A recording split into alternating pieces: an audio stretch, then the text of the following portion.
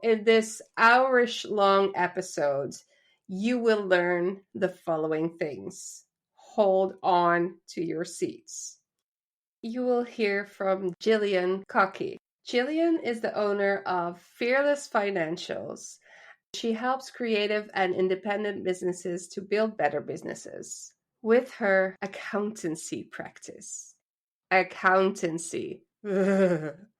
I was so terrified to talk to Gillian because I am very uncomfortable around this subject.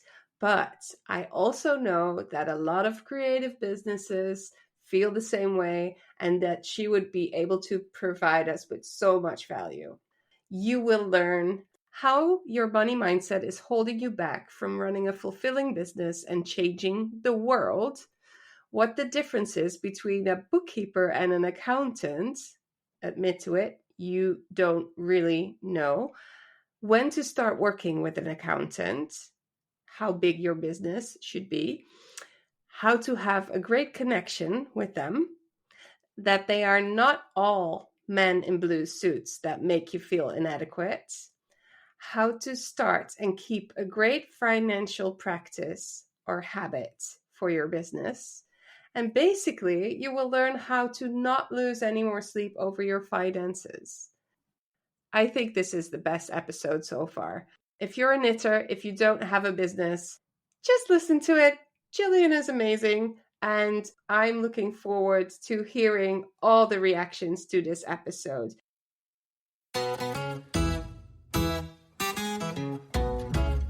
Hi, my name is Saskia. I've got over a decade of experience in running a small business in the needlecraft industry. I'm obsessed with the healing magic of crafting and the power of community. Dreaming big about a world where we rely on value-based businesses, the kindness economy, and where we can fully say, fuck fast fashion. A Smaller Life aims to inspire you to look at your wardrobe differently. Where do you buy? How do you use your clothes? And can you make some of it yourself? We learn from experts in the needlecraft, textile, and creative industry, big names and small, about what it's actually like to run a small business. I'm educated in marketing and photography and learned to do everything else on the job. Selling, pattern and product design, teaching, and running a needlecraft school. As a small business owner, you're in charge of everything. Branding, marketing, selling, promoting, and cleaning the loo. Emotional talks with sellers about wins and woes, product and design, conscious decision-making, why we do it, how we do it, and what we need to become the future of fashion without burning the hell out. And I'm determined to lift our scene up for the world to notice so they can step away from fast fashion.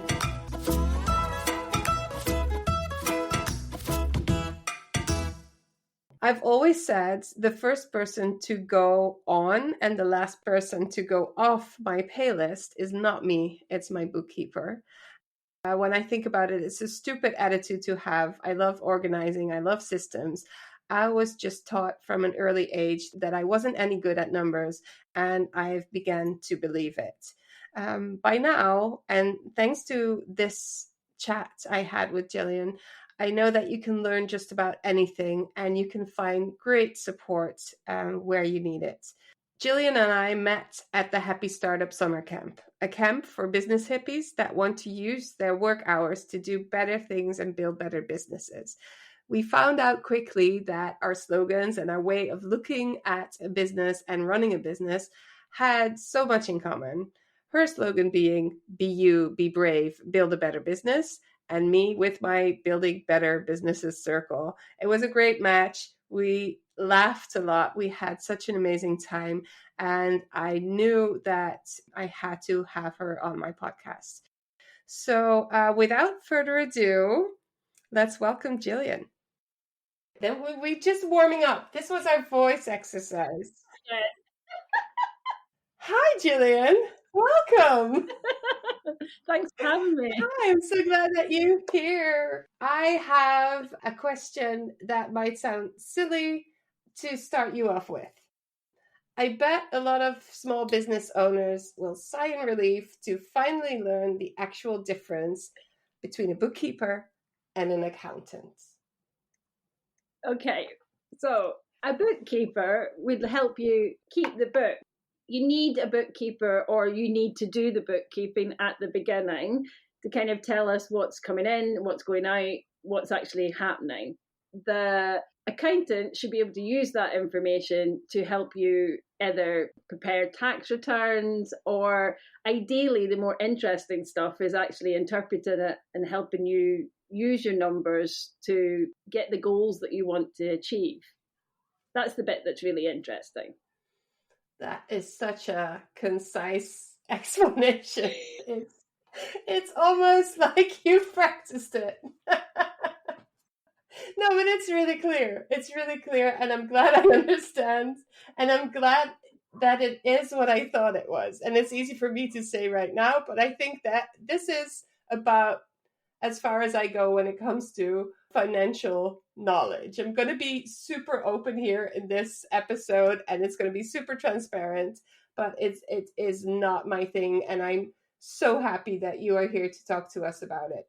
So if we're talking about bookkeepers and accountants, and you in your business have people that do both, you work with a particular group. Who's that group? So a lot of mine are creatives. A lot of my clients are creatives, or kind of independent businesses. So like cafes and like community-based businesses, or like with the social enterprises. So I've tended to work with people that I like what they do, how they're doing it, and I get to connect with them. So that's kind of my group, and a lot of them have ended up being creatives, mainly because I live in Glasgow. There's a lot of creatives in Glasgow, and I tended to know people in that industry, and that's kind of how, when I set up my own business, how I developed it. Right. I came from a very corporate kind of big four, big accountancy piece, and I really didn't enjoy it because I didn't enjoy working with the big corporate clients.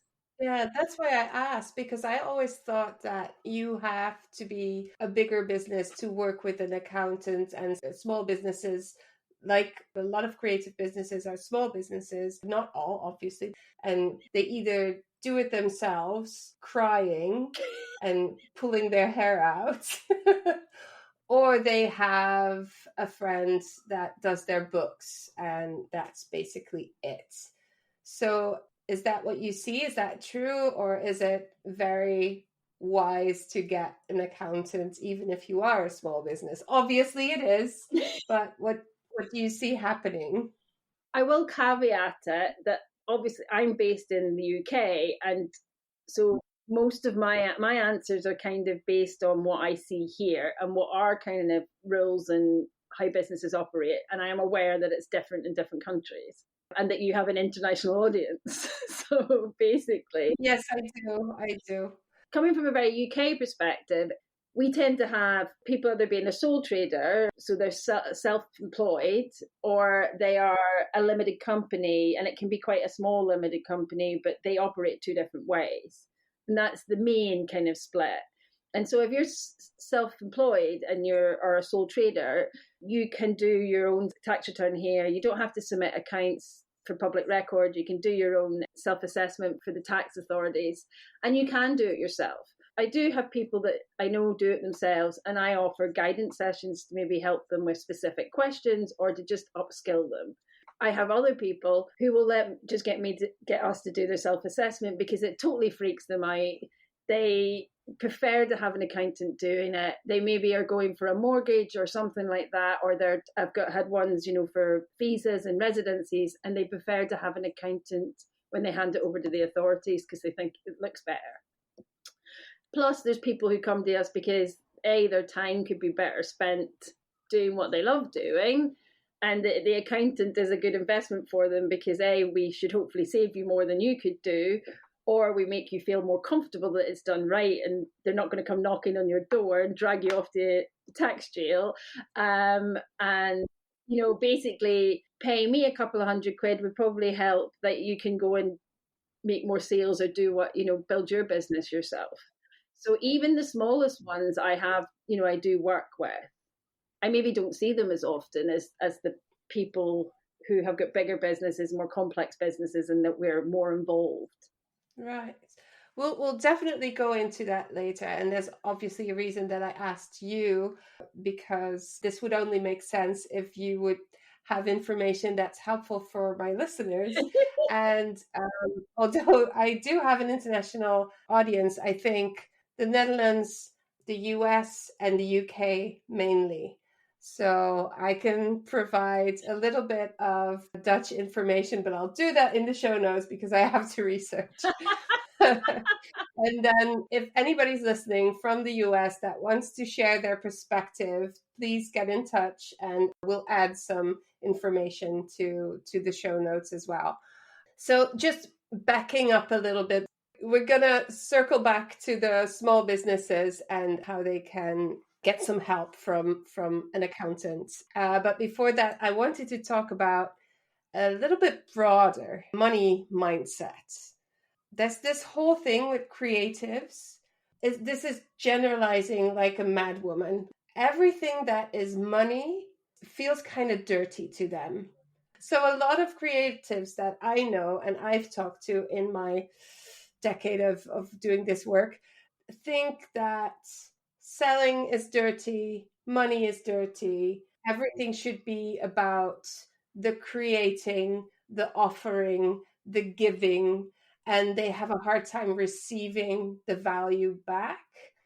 I'm working with a group of small businesses in the field, and we're talking about this topic, and that's also why I invited you. It's just such a tough thing. They feel like sellouts as soon as they ask for the value that they deserve. You use brave in your slogan.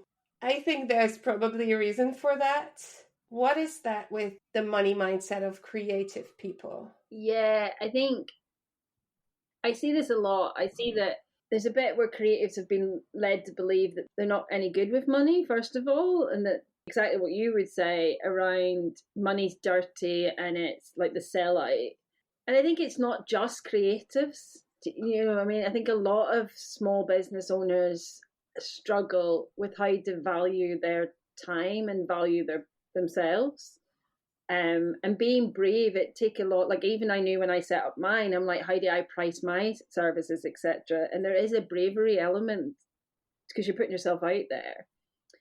But coming back to the kind of, I think they have to decide: is it a business? If you're going to do a business rather than say a hobby, then there is going to be money involved. That's kind of the definition of it, or else you've just got an expensive hobby. If it's not making money in the end, to be blunt. So there's maybe a kind of, what are you trying to get out of this? What is the point of the business, for you? And somebody came up with the life-centered accountancy, which I think is, like, what's the point? What is it bringing to you? Money's just, for me, I've kind of tried to get it that money's just is a flow. It's an energy. You getting money in helps you get other things in your life because that's the way the world works. Whether the world should work a different way is a whole different podcast. But at the minute, that's the way the world works. And so I've tried to see it and try to encourage ones that, if you get more money in, then does that buy you more time to do things? Does that buy you the ability to invest in better equipment or whatever, or staff to help upskill them and to spread the joy of your whatever you're making? And so I think there's kind of that bit of trying to let go of money being grubby and think of it as an energy flow. And I bet you the same people that if you're going to buy something that somebody else has made, you want to pay a good price to them because you know how much time and resources has went into it. So if you could try and flip it on the other side, there's that kind of different perspectives, but it's just flow and energy. That's such a good explanation. I love that. That's really well put. I believe the same thing, and I'm always thinking I need to be filthy rich because I need a lot of money to save the world. And so I need to have lots and lots and lots of money. And that's how I focus on money nowadays, where I go, okay, I have a business that is focused on doing well. I want to be valued, quite literally. I want that my work is valued, because if I don't feel that, then I have less fun working. It's as simple as that. I just want to know that what I'm doing makes sense. And I think it's the same for creatives in different ways. If you run a yarn shop, or if you are a designer or whatever, just feedback is not enough to keep you going. So it needs to be in It doesn't keep the heat on and the food in the fridge. no, no, and it is quite cold, I hear, where you are and where we are as well. So One thing I was, I don't believe you can be fully creative or fulfill your creative potential if you're constantly worrying about money and like where's your rent going to come from, or your mortgage, or your food, or like, do you know what I mean? I feel like, absolutely. you know, the frozen artist in the garret kind of thing, or whatever. Really, if you feel a little bit more secure in the hierarchy and you've got that bottom rung done, does that help you even more creative ideas, or that freedom to kind of have the time to explore things better? Yes, absolutely. Absolutely.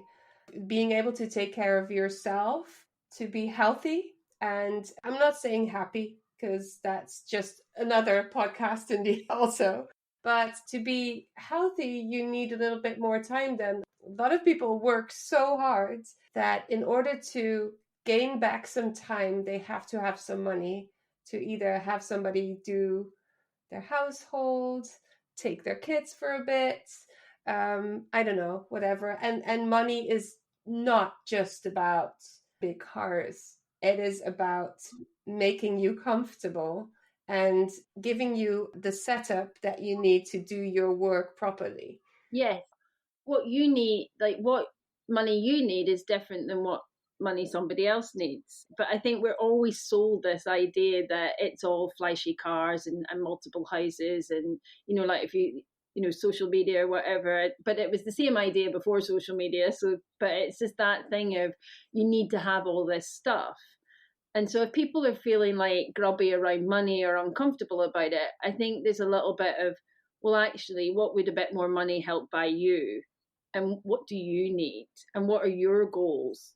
Because one of the things when I set up, I was like, well, what's your idea of success? Because my idea of success is probably different than some of the other people I used to work with.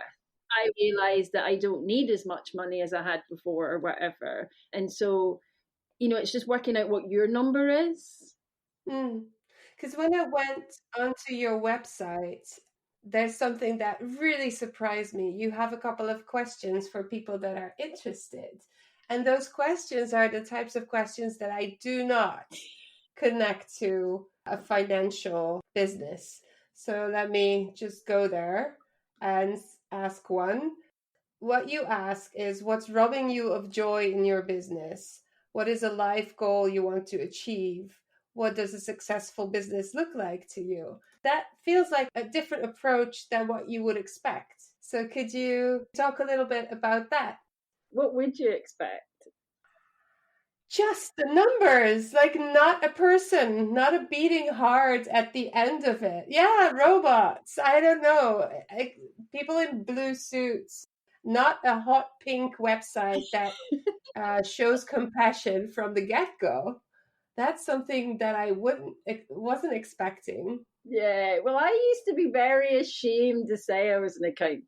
Do you know what I mean? We don't have the best reputation, do we? It's like, oh, dull. You were there with your calculator. My friends still turn to me and go like, "So you're going to work out what we all owe at the end of a dinner, right?" And I'm like, no. Yeah. My day off, and then I still do it. But anyway, the reasons, I digress. But the reasons being, when I set up, I wanted to be like, well, I want to work with the people that I like. I want to be proud of being an accountant. I've worked hard to get it, and I've learned a lot. And I learned a lot working with really big people and having all the like different experiences I had. Now I feel when I'm working with people that I really love and I feel like I can make a difference and a positive impact with them, then I am proud to be an accountant. When we got our new website, one of the things was to make sure I'm working with the right people and to make sure that I look forward to speaking to these clients, etc. So hence, I feel like those sort of questions help me understand if we're going to be a good values match or not. Also, it takes a bit of effort for somebody to fill it in. And so, even from a selfish point of view, from the accountant's point, we get a lot of people that are just trying to find who's the cheapest accountant they can find. And so the fact that my form takes a little bit more time to fill in kind of weeds out some of those time wasters sort of thing. Whereas when I get somebody that fills it in, and it amazes me, and I just love reading them because I'm like, wow, just the difference in what people want. And it also gives me an idea of, well, are they just wanting to save as much tax as possible? Or are they wanting to build a business that kind of can help them achieve that life goal and are willing to help me be part of that, or let me be part of that to help them achieve it. So that's why the reasons for answering those questions. And there's lots of accountants out there like us. I'm on Facebook groups and stuff with other accountants, and there are many of us. There's many of the old type too, but there are quite a lot of progressive ones as well. It's so funny because you kind of forget that an accountancy office it's a business as well. You have to do your own branding and find your own ideal customer and communicate in a way that attracts the right people for you. And so this is kind of a double layered interview in that way. That's very nice. Very interesting. We are people as well. We have feelings. Yeah, your people. I'm so glad I was able to clear that up for some people, for myself especially. She's laughing too. She's not just breathing. she has a really, you can't see that, but she has this bright, glittery, hot pink curtain behind her. So it's not just a breathing person, it's a very fun person as well. It helps weed out. That's my next one, of weeding out whether people have a sense of humor or not, because it's not what they expect. Yes. The backdrop for a character. Yes. So, and I've had a few horrified faces on Zoom. So. Oh, really? Wow. No, I agree. Working with people that do not have a sense of humor is almost undoable for me. Do you think, as a result of having a complicated relationship with money, some creative business owners take their administration less seriously and they put it on a low priority? They kind of push it away until they can't anymore. Hell yeah. Like my friend who's on a trip to South America and sent me a picture of her doing her self-assessment at 9:00 on the 31st of January, which is the deadline, is midnight that night. And I'm like, why would you leave it to that time? I don't think they see it as less important. I feel that there's a lot of fear around it, which was part of the name of being Fearless Financials. And not fearless as in you're killing dragons and, kind of like being reckless. It was more like, I suppose it's more like less fear. And I think there's a bit of people, when you don't know, when you're not confident in what you're doing, or you're scared of what it's going to tell you, it's so much easier just to ignore it. Or you've left it quite a long time. Like we all do this. Like I do this. Everybody does it. That you leave something for too long and then you're like, oh, that's going to be a big, massive job. I need even more time to kind of, and then you're like, oh, I don't have enough time to do that yet. And it's only when it gets into deadline mode, you're like, which is why January. They walk around like zombies. Yeah, which is why I am like a zombie. January for UK accountants is pretty horrific. You look amazing for a horrific time. For just. You're such a sweet talker. It's all in the lipstick. All the red lipstick. The brighter the lipstick, the more tired I usually am. Yeah, so I think it's fear. I don't know that it's making something less important. The people I've spoken to, it's usually they're really worried about stuff, or they're not confident in what they're doing, so they'll find an excuse not to do it.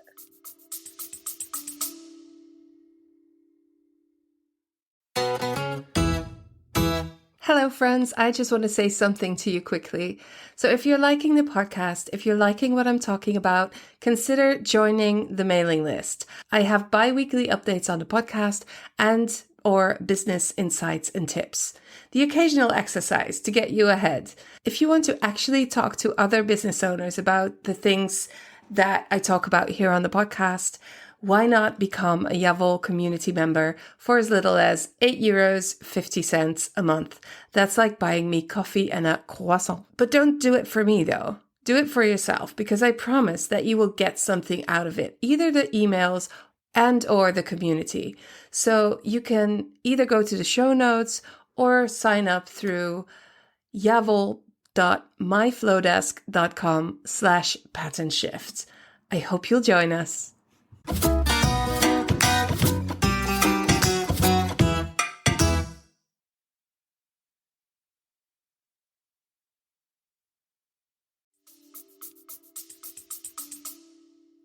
Do you think it might be cultural or sex specific as well? Males, females, identifying? It's a good question.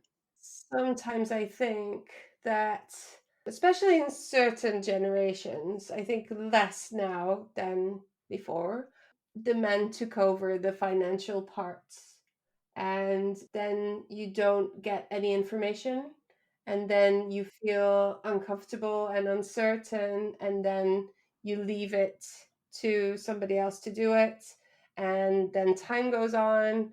And I might be talking from personal experience, not in my relationship, but the way I was brought up. Sometimes they just kind of keep you in that stupid, silly section of the family, and let us deal with this because it's too hard for you. It is quite interesting because I have a mix between male and female clients. But I have had quite a lot of female clients come to me and say that they felt very dismissed by a male accountant that they went to, or like one went. I remember somebody saying to me that they went to see this accountant and he went, "Well, what do you mean you haven't been to business school? Like you should need to do a business course, or you need to do something before you can be a business owner." It's like bollocks. So yeah, I definitely had a lot of females come to me saying that they were looking for a female accountant or they were glad to find one. I presume a lot of that is around maybe that feeling of being patronized. But then I have quite a lot of male clients or whatever, and I've never felt like any of them were kind of like, well, you know, you should be acting in a certain way. That was the joy of having your own business, is you get to be yourself, like rather than having to be like somebody else's brand.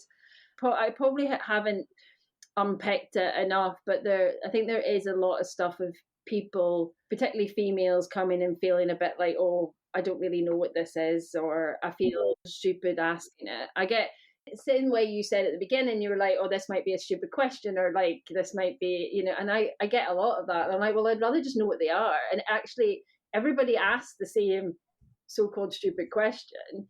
I I do guidance sessions with people that are setting up, and they all pretty much ask the same sort of questions, whether they're male or female.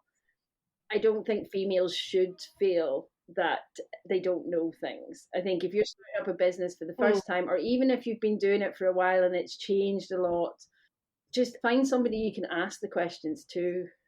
And I think if you're learning basic stuff about finance, etc., there's a brilliant app that I've been working through called Juno, and it's really good at kind of and it's focused on being for women and non-binary people, and it's very kind of explains what what is interest, or what is this, or how how can I build up a savings pot.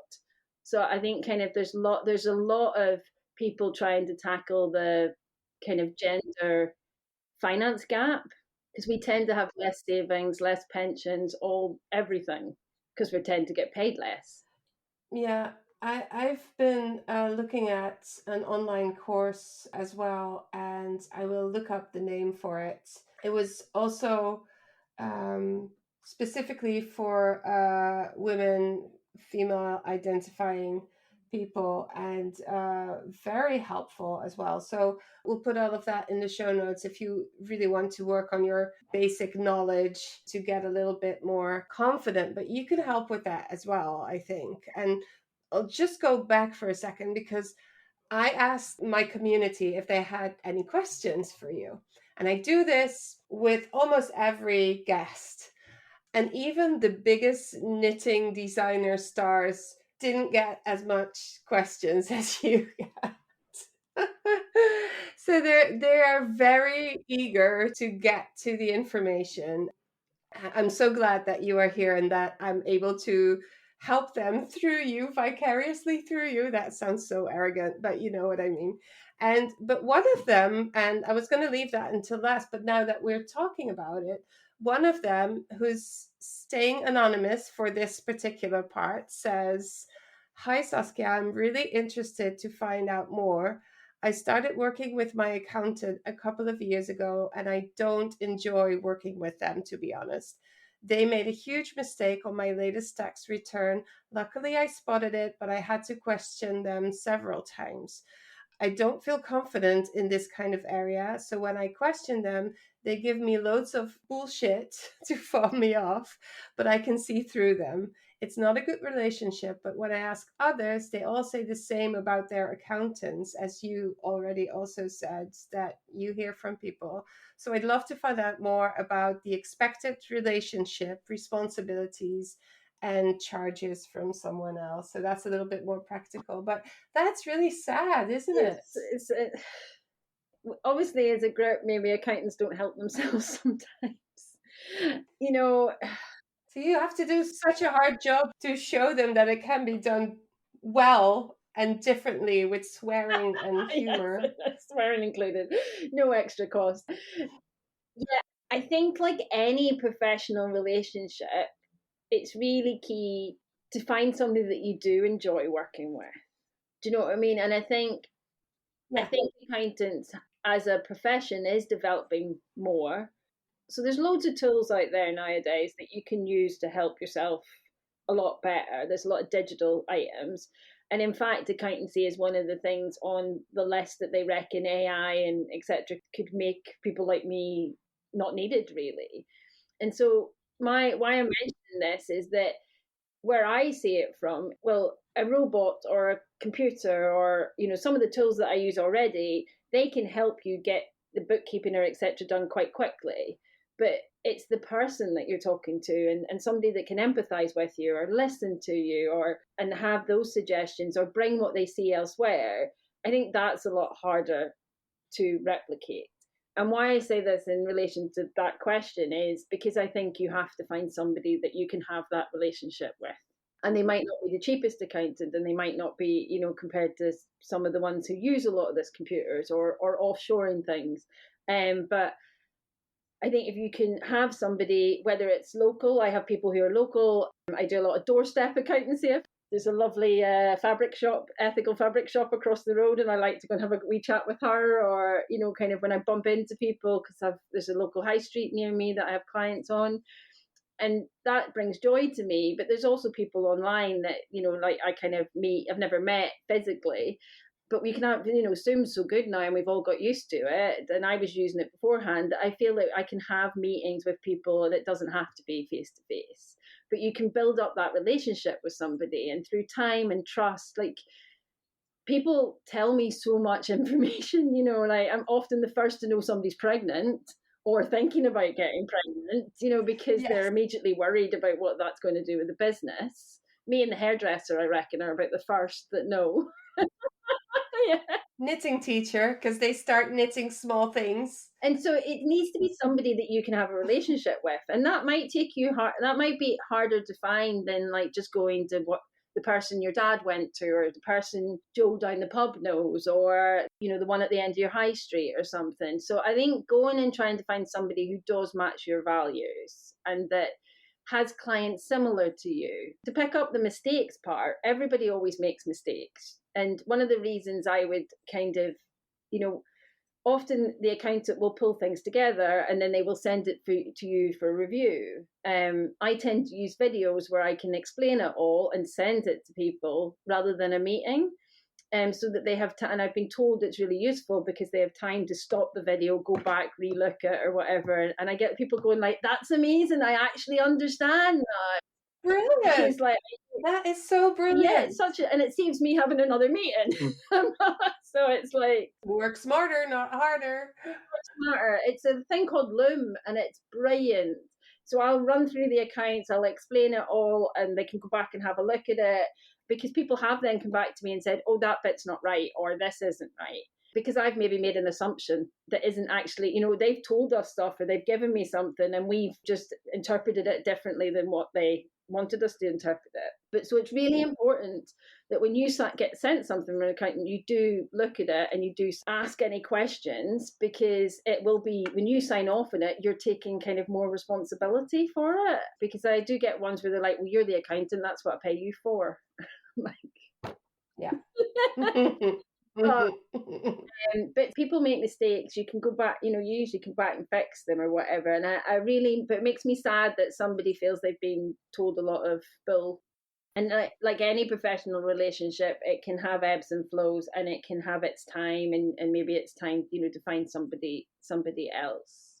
Yes. But luckily, there's Fearless Financials. So it can be done differently. And I think we should move on to the positive side of things and talk about how things can be done differently. How do you feel about me asking the questions from the community? It could become a little bit chaotic because I don't know that much about it.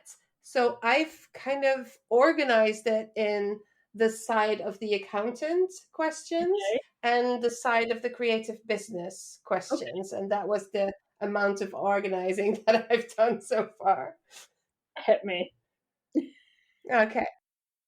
So Flor asks, how does an accountant for small businesses decide on a good price for their work? Does it encompass more than just working the numbers? And I think we talked about this a little bit, but I want to add, if I hear you explain that you have different kinds of customers, do you sell different packages or do you talk to the clients and then figure out what you can offer them? The latter.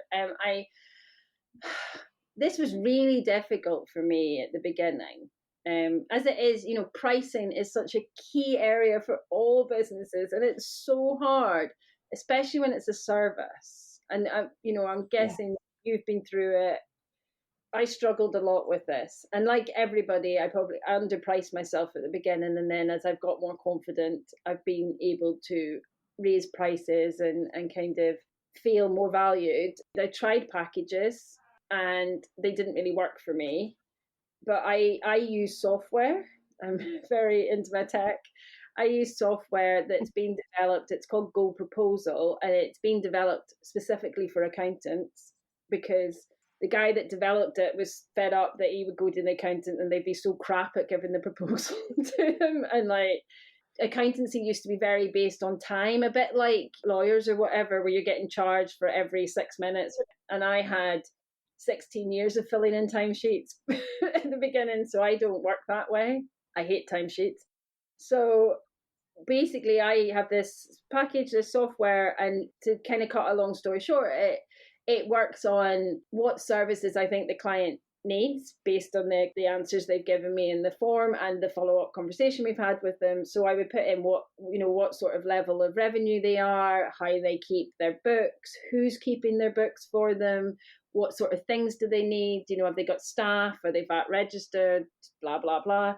Have they got lots of transactions? Have they got not very many transactions? Is it the same people they buy from all the time? So there's the variables that kind of, based on those variables, I know means there's either less or more work for me, or one of my team can do it versus I need to do it. So, the level of seniority.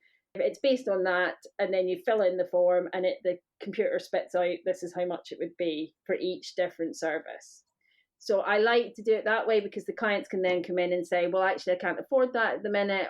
So maybe I can do the bookkeeping, and that, then what does that change? Or they can also see that this is what the individual lines are, and I can explain them.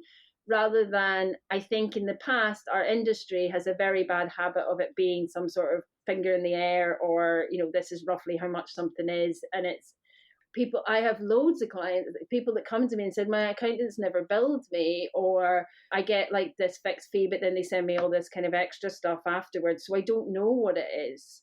Me and the other accountants that use this software are trying to be more transparent. I use monthly fees, I've got direct debits, all that sort of stuff, so that they are more, I don't always get it right, but that's what I've tended to try and do, because I don't have to chase people up if it's automatic.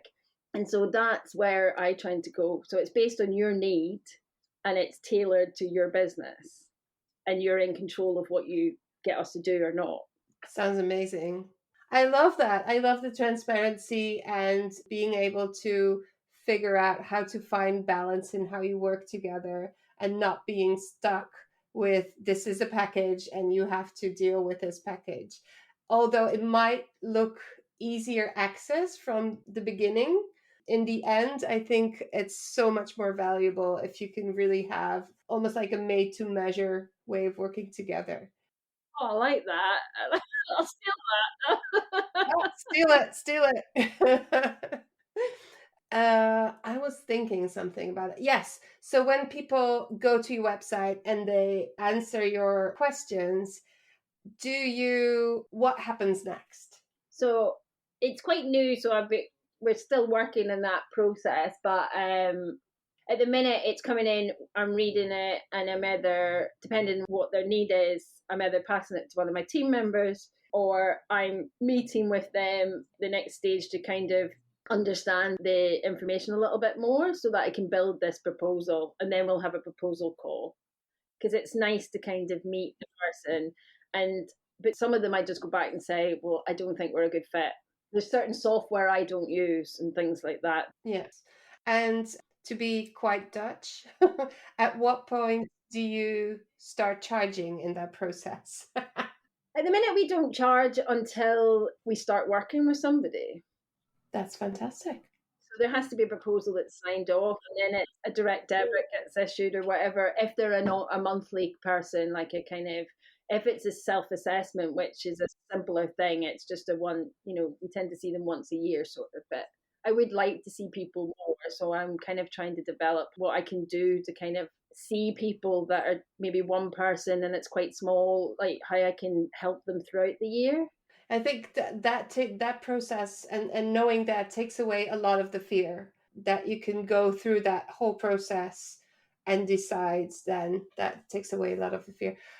I know how this conversation can sound as if it's one big commercial for your business. It is not. I'm asking these things because you are working with creatives, because I love you as a person. You're an amazing person, but also because I'm interested in the backside of your business and how that works and how your thinking goes. And so there's all kinds of different layers here. And I know that sometimes that might sound like, how do you sign up to work with Gillian? That's not all that there is to it, although you're welcome to, obviously.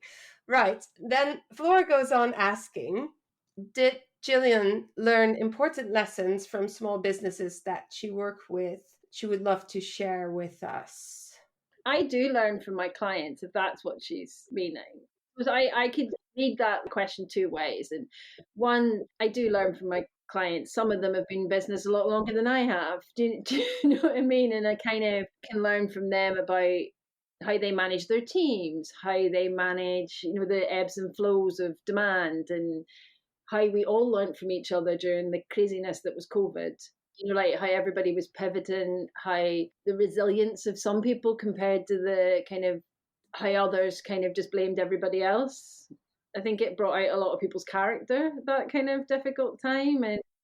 But then I also learn from my clients, and are able to share that information with other clients. So I think that's part of where an accountant can help as well, because we're seeing other things, or we're talking to other accountants about how their clients are kind of doing things, not in a, you're not sharing specifics because that's client confidentiality, but you can kind of say, look, I'm seeing a trend in this area, or suggest people might try this out or the other. But yeah, I think a lot of what I've learned, you may be running a different business, but I've learned more from how people run their business and how they operate and how they work with their teams is what's interesting me at the minute. Nice. Cool. And then I love this question. Does she have an Excel sheet with all her yarn? I'm basically asking, does she do yarn accountancy? And obviously, does she also make stuff? This is where I have to admit I am not a knitter. I don't have any yarn. I do have a fabric stash. See, because you mentioned that fabric store, and people just don't walk into fabric stores for no reason. So I'm a kind of, I say I have a fabric stash. I started trying to learn how to sew and I've given up. I've put it on the back burner for now. Horrified gasps throughout your podcast listeners now.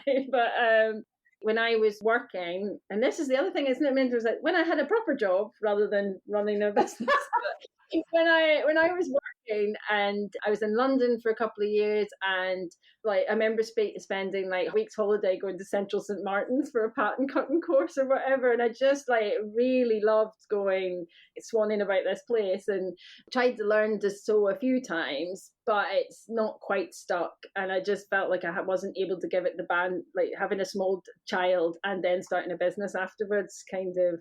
But he's now 8 and the business is getting more stable, so hopefully I'll be able to pick it up again. You will. My mum's a sewer, and I was dragged around sewing departments of department stores in my childhood, and I think I rebelled against it, if I'm honest. Well, if you ever need any accountability, I know of a very nice and loving community that does knitting as well as sewing. So just give me a ring.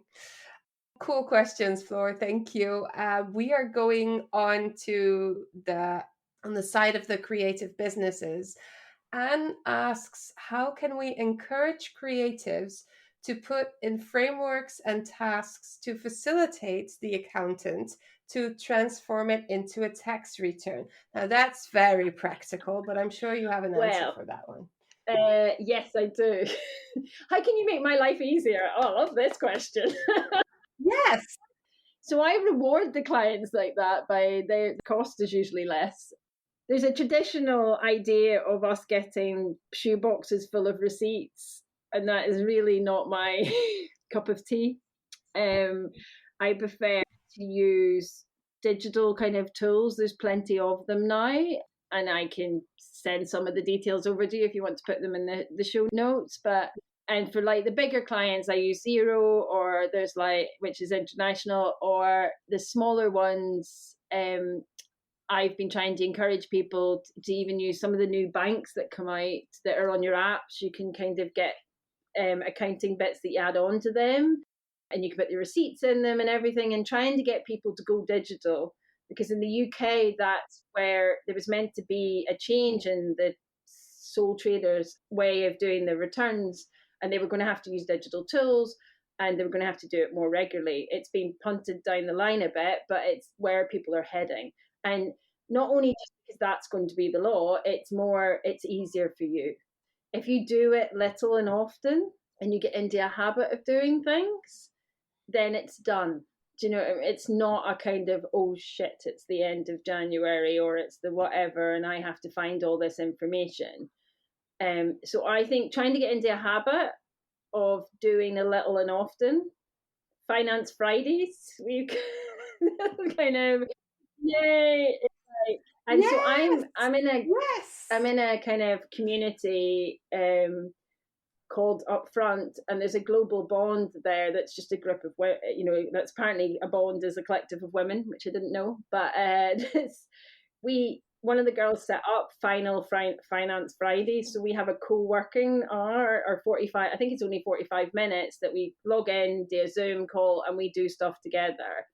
And I feel kind of if people have got other friends that they're also running businesses, maybe setting up some sort of, right, we need to do this, but doing little and often, I would say is better than leaving it all to the last minute. The quality of the records is probably going to be better. So the accountant will be more glad to see it and can get things turned around quicker and probably cheaper. And you're more likely to pay less tax because you're more likely to have more things that you can, more of your receipts or the things that we can offset against your income. So without getting too technical, I would say look at the tools that are out there that to digitize things and make life easier, and then and get try to build some sort of habit around it, and then reward yourself for doing it and make it part of the community. Yes. How about filing financial Fridays followed by festivities? Yes, love it. In our business circle, we have work sessions set up where people work together on writing text or anything that they have trouble with. If they know somebody else on the other side of the screen is also doing that, makes it much easier. So this could be a thing as well. Find an accountability partner. And I have some good tips, a good book that's all about habit building, and link in the show notes again. And what you usually do is you connect it to something that you are already doing, and then you reward it. So that's basically where you should find your habit building things. Awesome. This is so great. Before I ask the next question, how are you on time? Because we're running out a little bit. I'm all right. I'm fine. Okay, thank you so much then. How can we encourage creatives to set a sum aside for potential taxes? If there's a specific percentage of sales income, that would be a good benchmark. I'm going to do the typical accountant answer. It depends. It's like what it does depend upon is probably what country you're in and how the tax kind of applies to it, and what other income etc. you have. For people that I deal with who who are in the UK and say are a sole trader doing self assessments etc. and that's all they have, like it's just their business, they don't have other income. I tend to say it's usually about a third of your profit, but profit's hard to know. So maybe if you put a third of your turnover away as investment in the bit, because there was an old saying that was like a third for the business, a third for you, a third for the tax person.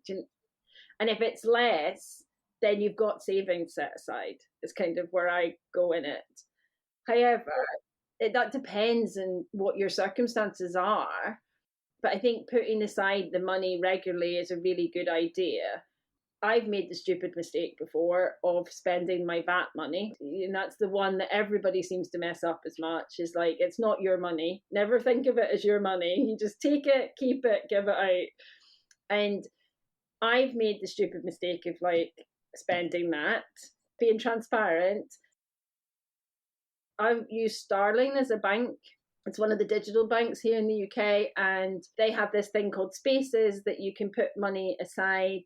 So you don't have to have a separate bank account. It's just it's set aside for things. Yeah. So I have a lot of different spaces, and I put my VAT money or my tax money or my payroll, my money for my staff in these pots, and I fill them up during the month. And it makes me feel comfortable that I have that and I don't have to stress about it, because I hate stressing about money. It drives, like, I will wake at 2 a.m. in the morning freaking out about it. Yeah. So don't think accountants have it all sussed as well.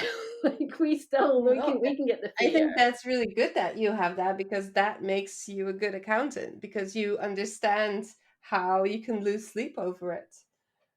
Yeah, it's like I need to have a buffer. I freak out very quickly, all that sort of stuff.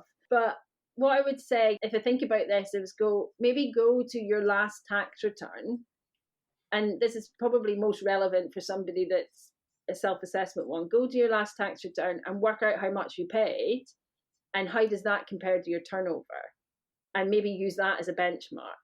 In the UK, if you pay over a certain amount of tax, you also have to pay these payments on account. So you pay them twice each year or whatever.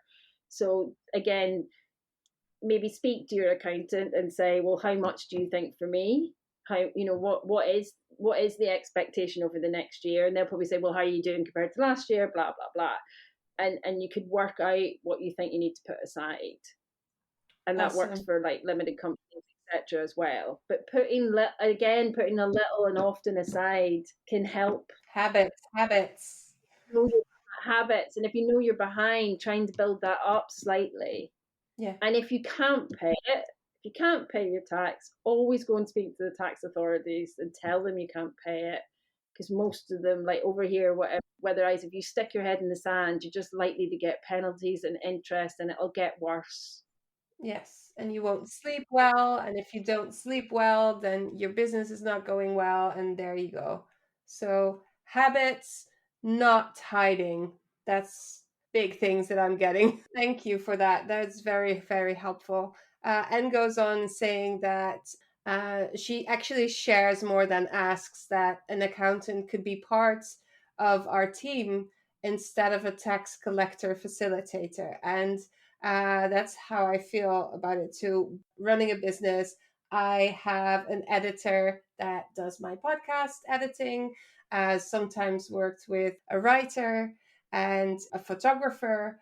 And these are just people that help me build a better business. And we do it together. And I think that's an important thing. And I also need to mention my best friend, Saskia, who has done my numbers for me over the last decade. And she's put up with so much crap from me. Thank you, Saskia, for all those years. Having them be part of your team, I think that's really good that you mentioned that, and I agree. And I think it's really important. It's like I asked somebody once, like how could I be a better accountant or something, and they were like, "Well, make sure that you're not turning up once a year for the tax returns." And so, in some cases, I feel like I am doing that for some clients. So that's a focus of mine this year, is to go like, well, how can I stop that? How can I be more or be part of the team? I've got bigger clients that I am very much part of their team, and I really enjoy it. But they do go, but being able to be more of a valued part of the team, because I see what you spend your money on, and I see, I can see that there's people spend huge amounts of money on coaches and all these sorts of things, that when their accountant could maybe help them do the same thing and actually knows their business if they've been with them for a while. yeah, yeah. So I think there's a mindset shift on both sides are needed sometimes. Yes, exactly. To build a relationship and a connection, you both have to think about the other person as being part of a whole. And maybe people actually asking their accountant, can you help with this, being open and saying, this is what I'm struggling with, can you help with this, and how much would it, if you're worried about the money side of it, how much is that likely to cost or whatever, what can we do, how could we work together on this sort of thing, and see if they are interested. Thank you. All right, then Grace is next, and we've already discussed this, but I just want to repeat the question because she wrote it down funny. How does she prefer her clients to keep records of all their material costs? Is she just hand me a shoebox full of your receipts type? You're not. Or does that drive her nuts? Yes, it does. So we've talked about that. That's all the software that you can use, and you help people with that. Yes, and like kind of trying to work out which one's best for them or whatever. I suppose I came into it very much like I had my ideas of these are the ones you use or whatever, but the client needs to work out what they're going to keep up with or what they will engage with. But generally, I think that if you can take a picture of a hard copy receipt and then that's it, you've got the picture of it, it's in a piece of software, it's attached to the transaction that you spent it on, then you can get rid of it and you can forget about it rather than Yes. where's all those receipts gone? Oh, have I lost that one? Blah blah blah. Yes. Or Yes. when you get an email in, when mostly these days you buy something online, you get the email attached receipt. So Yeah. I've got like an email address you can forward it to, and then we've got the information. Other Awesome. clients maybe that are smaller just use Google Drive and stuff. So yeah, there's Yeah. things. There's a solution out there for you that doesn't involve shoe boxes and receipts. Yay. Yay. We don't want shoeboxes. Like Marie Kondo says, like you can use those shoeboxes to fold your socks in and say thank you to the socks, whatever. Although I hear she's now got 3 kids and has given up on being as neat. Is that true? I I'm gonna saw look into that because I'm very much of the church of KonMari. Not necessarily the person, but another episode again. Okay, this one came in later. You haven't seen this one. So I'm just going to try, and if Oh, mystery question. we'll see where we go with this one. Lisette asks, would you advise a starting small creative business to immediately apply for VAT registration / returns, or wait until they reach the threshold and VAT application becomes mandatory? I take it this person is probably from the UK. She's not. You're not? Okay. She's And from the why I thought Netherlands. that was because what's the VAT threshold in the Netherlands? I don't know. Come on!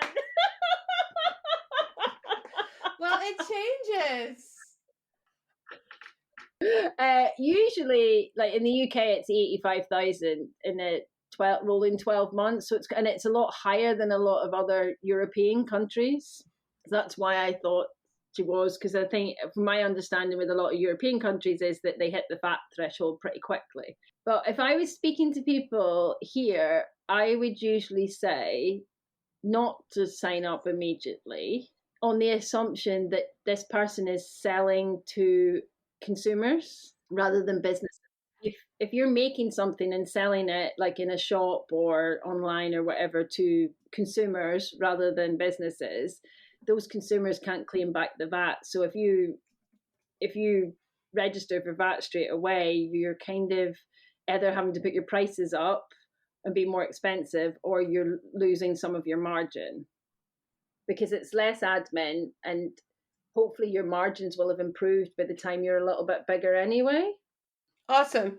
Thank you. I feel like I should know. I knew once, and there's a small business line where you register or not register. I just don't know what it specifically is, but I can look it up for it. I feel like I've VAT shamed you. You did fat shame me, yes. Fat shaming. There's fat shaming. We should do a warning at the beginning of this episode. There's fat shaming in here. Throw it on myself. Last question. No, I have two more questions. What advice would you give to a one-person small business that registered? Outsource as much as possible, or one person does as much as possible herself and only outsource the special things such as the annual accounts? I have this conversation quite regularly with people, from everything from setting up a limited company to doing the tax returns, etc., themselves.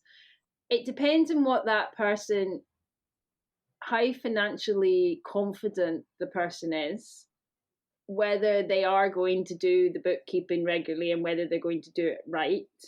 I tend to charge more for accounts when somebody else has done the bookkeeping than that's not a qualified bookkeeper or an accountant, etc., because I know I'm going to have to fix all the mistakes.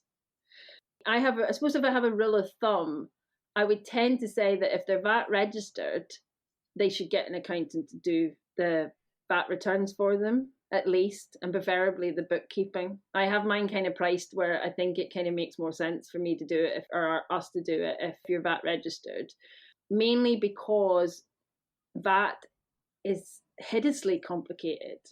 Like the rules are ridiculous, or at least they are in the UK. It's just so bizarre that they would be probably well versed to just give it to us. And I know that when I've tried to explain stuff to clients, they still get it wrong. So I would say if you're one person and it's fairly straightforward and you're comfortable with whatever tools you have, and the turnover is underneath the VAT threshold, then by all means do it yourself, as long as you're comfortable with it and you've kept your notes so that we can change it if needs be, show your workings. But once you get to the VAT threshold, I think you'd be better kind of outsourcing it. I still also think that you could probably add more value to your business not doing the books, unless that is something that you really enjoy doing. And some people do.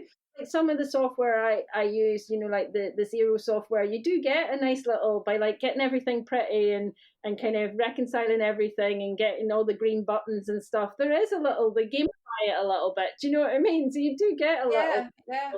satisfaction, or maybe I'm just sad. But No, uh, no, you're not. some clients quite like doing it because they're like, well, I understand this software, so I don't mind doing it. But I just think, and then some of them they do it, and then I go and check it for the VAT return because I've got software to go and analyze it. And hopefully that answers your question. Yes, it did. And it also answered the last question. The first bookkeeping components topics task you would advise a small business should look into herself. So I think we have covered. Yeah, find the system that works for you and stick with it. Oh my gosh, I think this is the 54th interview that I've had. Whoa. And by far, the other ones were inspiring and everything and interesting. But this is so chock full of value for small creative businesses in the needle industry that I'm talking to. And I am sure they will be chuffed with all it is that you were so generously sharing with us. Thank you so much for everything. I'm just so happy that I just got VAT shamed only once and I understood everything. I'm so relieved. Oh, Thank you so much. that makes me happy. Thank you. And immediately thinking, there's one big question that I didn't ask. Do you work with people from outside of the UK? Unfortunately, I don't, because of the fact that I don't know the rules in that sort of area.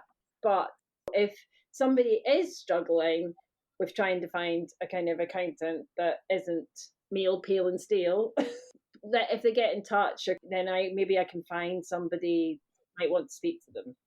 Cool. Thank you so much. Thank you so much for your generosity. Also in time, I loved it. If this episode wasn't everything you've always needed, you're not like me. It was for me. I thought this was the most amazing conversation. I learned so much. I even almost want to do everything myself now, but not completely. And luckily, we have people like Gillian that can help us in a way that is not completely sucking the life out of us. So if you're in the UK, you can go to fearlessfinancials.co.uk. Find Gillian there. Maybe it's the beginning of a beautiful, lasting connection with your accountant.